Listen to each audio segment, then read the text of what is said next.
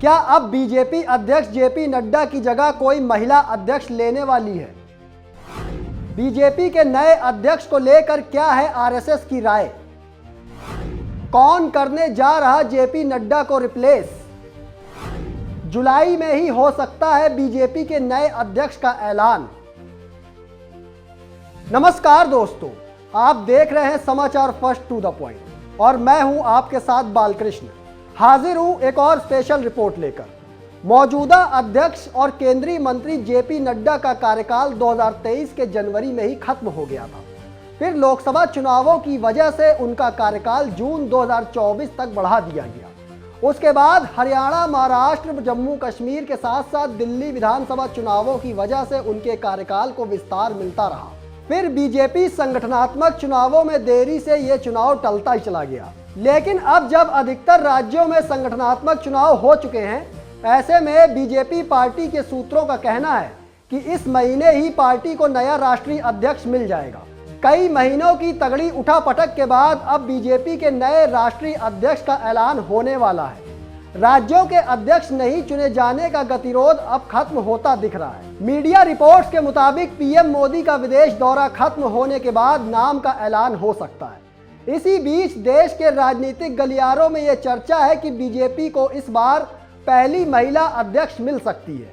कयासों का बाजार गर्म है कि किसी महिला को यह जिम्मेदारी सौंपी जा सकती है। बीजेपी के अंदर खाने कुछ नामों पर विस्तार से चर्चा भी चल रही है। इन नामों में निर्मला सीतारमण, डी पुरंदेश्वरी और वनाथी श्रीनिवासन जैसे नाम शामिल हैं। लेकिन आखिर सबसे आगे रेस में कौन है? मीडिया रिपोर्ट्स के मुताबिक जेपी नड्डा के बाद बीजेपी अध्यक्ष के लिए 3 महिला नेताओं के नामों की चर्चाएं सबसे ज्यादा हैं। बताया जा रहा है कि इस रेस में सबसे प्रमुख नाम केंद्रीय वित्त मंत्री निर्मला सीतारमण का है। उन्होंने हाल ही में बीजेपी मुख्यालय में जेपी नड्डा और महासचिव बीएल संतोष के साथ एक अहम बैठक भी की थी। निर्मला सीतारमण के पास रक्षा मंत्री से लेकर वित्त मंत्री तक का अनुभव है और पार्टी संगठन में उनकी पकड़ भी काफी मजबूत मानी जाती है। अगर उन्हें अध्यक्ष बनाया जाता है तो ये दक्षिण भारत में बीजेपी के विस्तार में भी मदद कर सकता है। बीजेपी का दक्षिण ड्रीम प्रोजेक्ट भी इसमें शामिल है।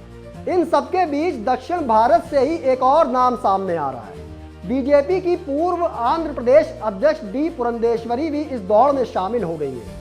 कई भारतीय भाषाओं की जानकार नेता पुरंदेश्वरी का राजनीतिक करियर विविध अनुभवों से भरा है। हाल ही में वे ऑपरेशन सिंदूर के बाद विदेशी डेलीगेशन में जाने वाली एक प्रतिनिधि मंडल की सदस्य भी रह चुकी है। उन्हें संगठन का अच्छा खासा अनुभव है। ये नाम बीजेपी की तमिलनाडु राजनीति के लिए काफी उम्मीद भरा माना जा रहा है।